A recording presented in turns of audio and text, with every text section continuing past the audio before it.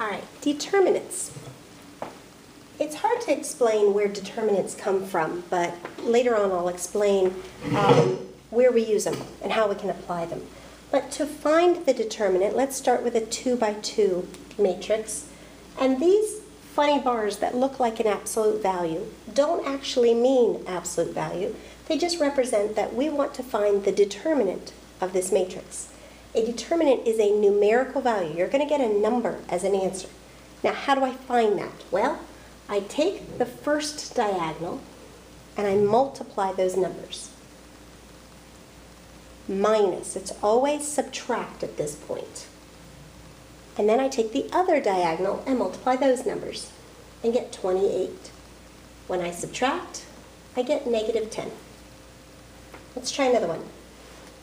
Oh, I'll switch to red. 8 times 3 is 24. Minus 6 times 4 is also 24. I get an answer of 0. 0 is a perfectly legitimate, a perfectly legitimate answer. Okay, you can get 0, it doesn't mess anything up. Now, for the green one, when I multiply, you have to be very careful to watch your signs. I get a negative 30 when I multiply them, minus a negative 16. Be very careful. This minus sign has nothing to do with whether or not this value is a positive or a negative. But minus a negative 16 is the same thing as plus. And so my answer is negative 14. Okay? All right. Well, a 2 by 2 is not so bad. The 3 by 3 is where things get a little strange. So, we talked about in class the fact that if I just multiply the two diagonals, I will have 1, 2, 3, 4 numbers that are not in contact with those diagonals, and they're not represented well. So, our first step is going to be to rewrite the first two columns. And I have done that. Okay, I took this matrix, or this determinant, and I took the first two columns and I rewrote them right here. So the 2, 0, negative 2 is again there. Be very careful to get your signs correct. Negative 6, 5, and 7 right there. Now I wrote this twice because I want to do some work on it and I don't want you to not be able to see the numbers anymore. But I'll use red. Now I'm going to do a similar style to what I did with the 2 by 2. I will still start on this corner, but a diagonal now has 3 numbers on it, and I can only work with other diagonals that also have 3, no partial diagonals. So I still multiply these numbers. 2 times 5 is 10, times 3 is 30. Now the problem is, on the 2 by 2s, I subtracted because I was coming backwards. I went in one direction, and then when I went in the other direction, I subtracted.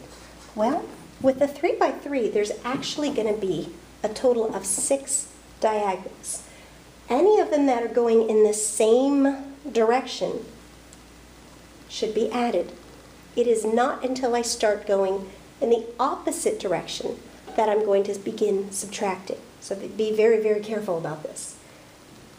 I'm going to put a plus sign. Then I'm going to multiply on the next diagonal.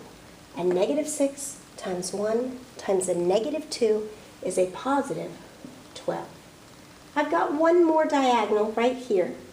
So I'm going to put another plus sign. 4 times 0 times 7 is 0. Be very careful with that. Now I have some people who tell me they would prefer not to write the zeros. That's okay, but I really like when you write out all of them because the key is to remember you will always have 6 diagonals, which means you will have 6 numbers that you're adding and subtracting. And that way you can kind of keep track and make sure you've got everything. Now I'm going to have to start coming back because my next diagonal would only have 2, and I cannot do a partial diagonal. So once I come back, I subtract. I'm going to start at the other corner. Negative 6 times 0 times 3 is 0. Subtract. 2 times 1 times 7 is 14. Subtract. 4 times 5 times negative 2 is a negative 40. I hope you can see this. All right, 42 minus 14 is 28. Minus a negative 40 is plus 40, and so I have 68 for my answer. All right, is that okay? Let's try another one, shall we? All right, let's do this. Okay, step 1, rewrite the first 2 columns. 3, negative 1, 4, negative 5, 2, 6. Diagonals. 3 times 2 is 6 times 8 is 48. Plus negative 5 times negative 2 is a positive 10 times 4 is 40.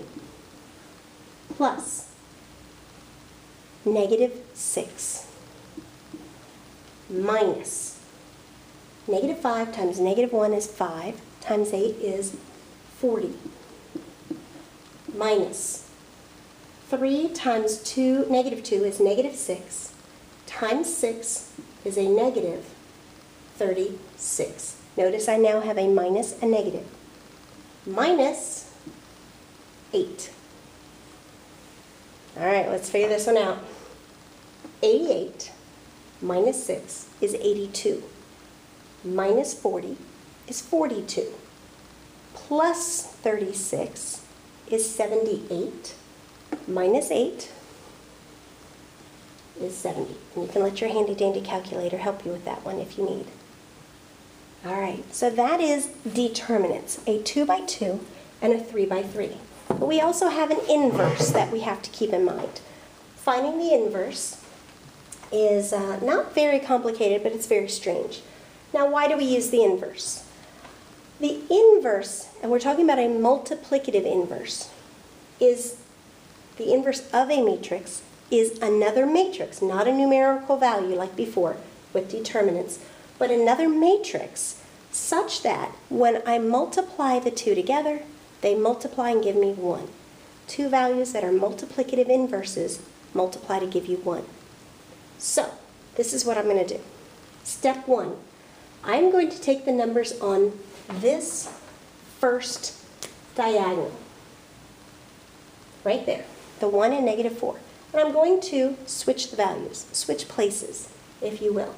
So the 1 and negative 4 become a negative 4 and a 1. Then I'm going to take the second diagonal, coming back the other way. And I'm going to change both signs. So this is a positive 6, I'm making it a negative 6. This is a positive 3, I'm making it a negative 3. Now, let me put those together, and I have my negative 4, my negative 6, my negative 3, and my 1. My final step is to multiply this by 1 over the determinant.